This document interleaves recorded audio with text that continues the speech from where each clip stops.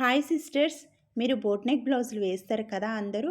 అయితే మీరు ఎప్పుడు బోట్ నెక్ అంటే బ్యాక్ సైడ్ డిజైన్ చాలా పెద్దగా పెట్టుకుంటుండ్రా?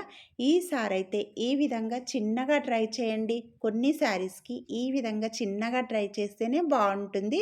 చూడ్డానికి కూడా వెరైటీగా లుక్ అయితే బ్యాక్ నుంచి చాలా మంచిగా అనిపిస్తుంది.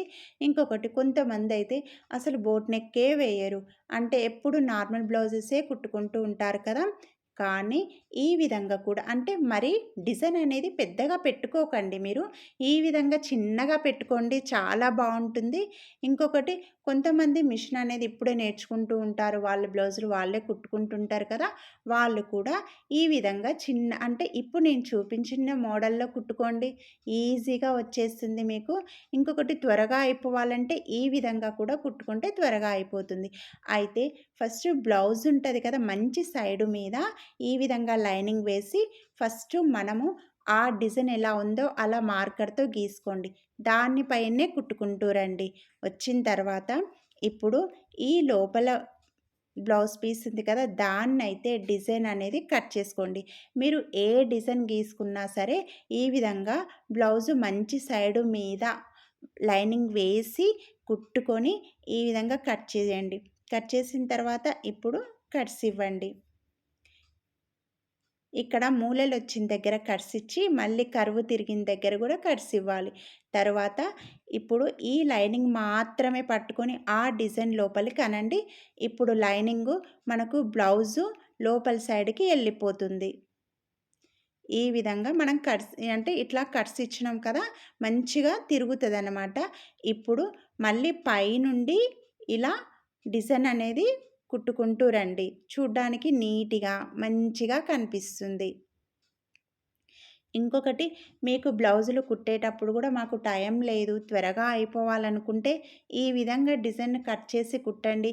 కట్ చేయడము ఈజీనే, కుట్టడము ఈజీనే, త్వరగా అయిపోతుంది. ఇలా డిజైన్ అనేది పైనుండి కూడా ఇలా అణిగే కుట్టు వేసిన తర్వాత ఇప్పుడు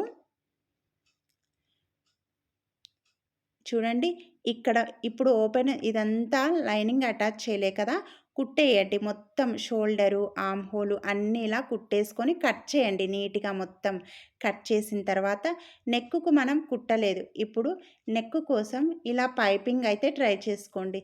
మీరు పైపింగ్ కుట్టేటప్పుడు కూడా ఈ విధంగా ఇదిగోండి ఇలా వీడియోలో చూపిస్తున్నైతే కుట్టుకుంటూ రావాలి. ఈ పైపింగ్ అనేది మనకు ఇలా ఇప్పుడు నేను చూపించే విధంగా అయితే చాలా ఈజీగా వస్తుంది. ఫస్ట్ అలా కుట్టిన తర్వాత ఇప్పుడు మనం కుట్టిన గోల్డ్ కలరు ఈ 1/2 ఇంచ్ ఉంది కదా, దాని మీద డోరీ అది పైపింగ్ థ్రెడ్ పెట్టండి. పెట్టేసిన తర్వాత ఇప్పుడు ఈ గోల్డ్ కలర్ క్లాత్ లోపలికి ఇలా అనేయండి. మనకు ఆ పైపింగ్ ఎంత ఉందో అంతే వస్తుంది. ఇంకొకటి, ఇది కూడా కుట్టేటప్పుడు కుట్టు కూడా మనకు ఈ బ్లౌజ్కి పైపింగ్కి కుట్టే దారం దానికి మధ్యలో కుట్టు అనేది వస్తే పైపింగ్ అనేది నీట్గా కనిపిస్తుంది.